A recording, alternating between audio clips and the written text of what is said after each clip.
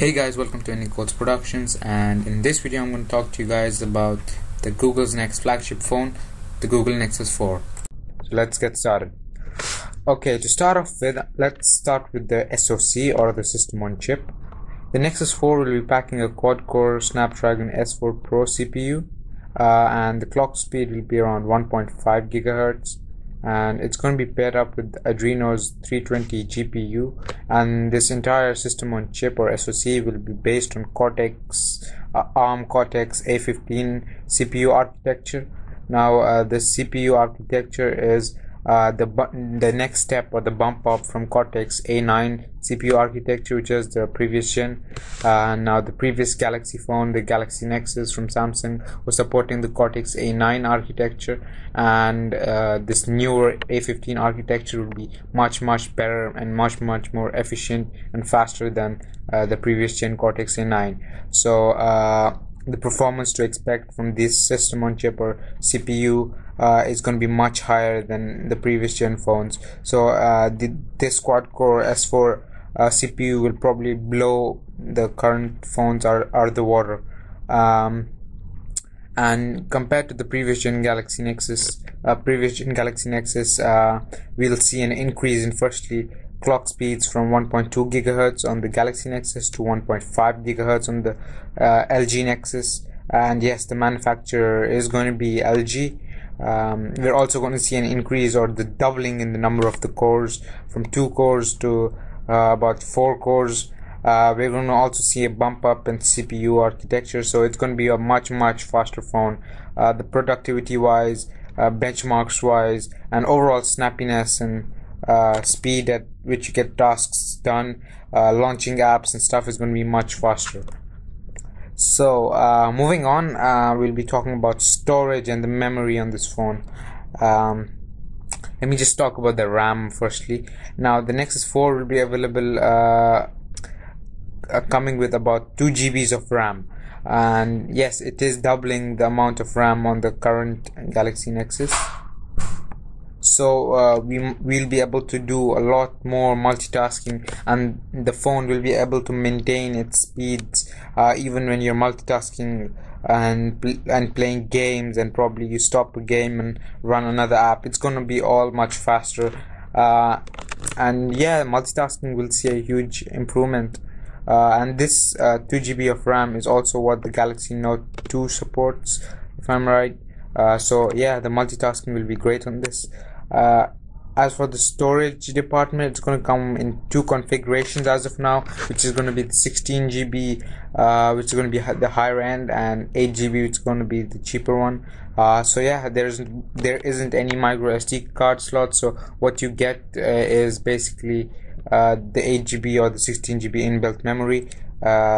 You can't expand the memory, so yeah, that's probably one of the downsides to this phone. But I'll talk about the pricing and how it goes together a bit later. Let's move on to the camera department. The previous gen Galaxy Nexus phone was not great in the camera department. It had a 5 megapixel sensor, which was a bummer, since the other phones were also putting 8 megapixel cameras. However, in this phone we are going to see a 8 megapixel sensor, which is going to be great to see that finally they have improved the camera sensor, and apparently it's going to be much better in low lighting situations as well. And for the video recording department, it's going to be 1080p Full HD, and yeah, those are the improvements in the camera hardware department.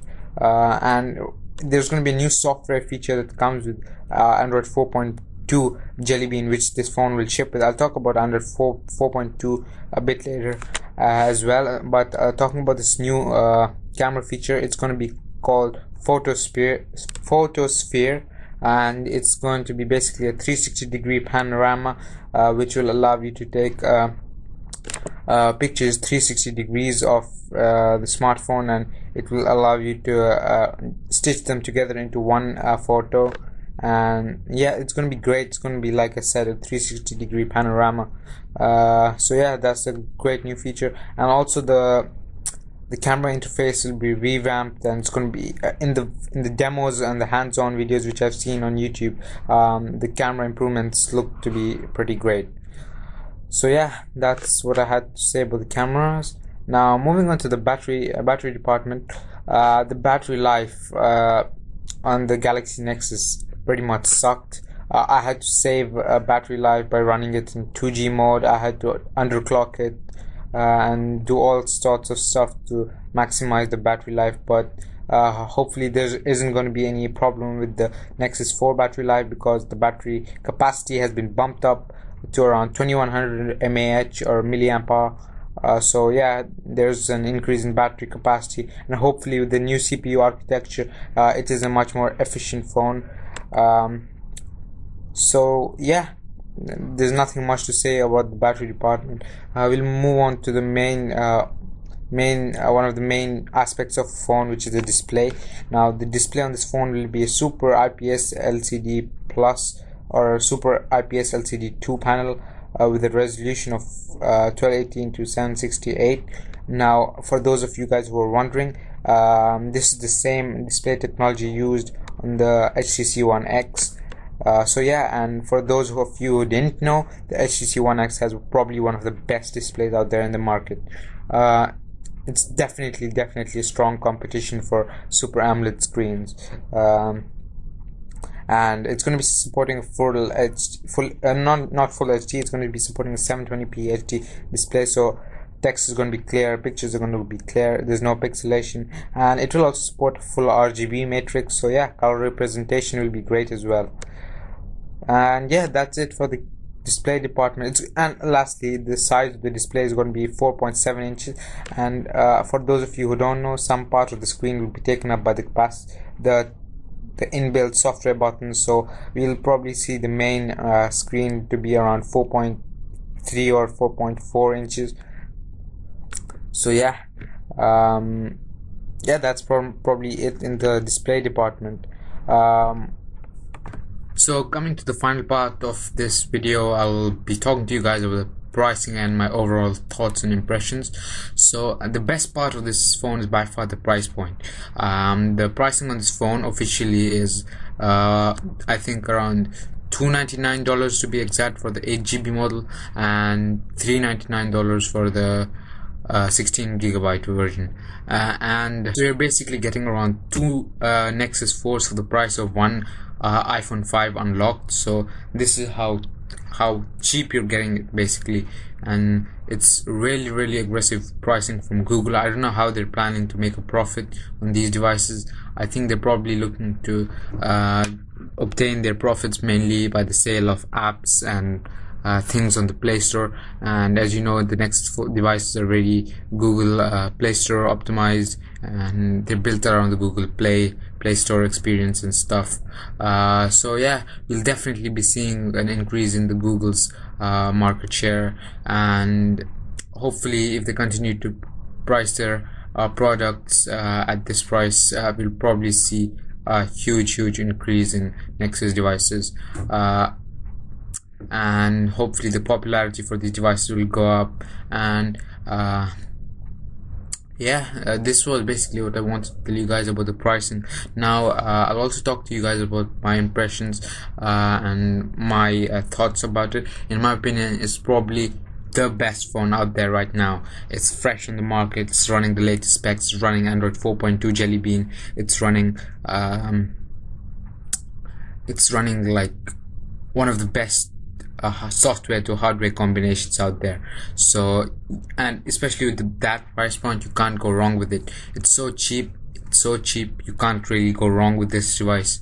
I mean, you're getting probably hardware which is worth more than iPhone 5's hardware, and the design is also pretty great as well. It has a Gorilla Glass back and front, and this is Corning Gorilla Glass 2. So yeah, so the phone looks pretty premium in the hand, and the choice of material for the phone is also great. And overall, it's a great phone, probably, like I said, the best phone out there right now. I'll probably be getting it as soon as it's available in my region. I'm living in Dubai right now, so as soon as it releases here, I'll be getting it, and hopefully I'll be getting an unboxing, review, tests, benchmarks, gaming tests, ROM reviews, and all those stuff to you guys. So if you want to, you can subscribe to my channel for those, for that, and I will also be I'll also be doing a video series based on my opinion about the upon the Nexus 4. So if I've already done a few on the Nexus 7. If you want, you can check those out, but I will be doing one on the Nexus 4. So yeah, and in my region the device is going to be priced at around $400 for the 8GB model, so it is a bit expensive in my region, but I don't mind spending the bit extra just to get this phone, because even spending $400 for the 8GB, I'm pretty satisfied. So yeah, that's pretty much all I wanted to say. So yeah, thanks guys for watching. This ending code. Peace out.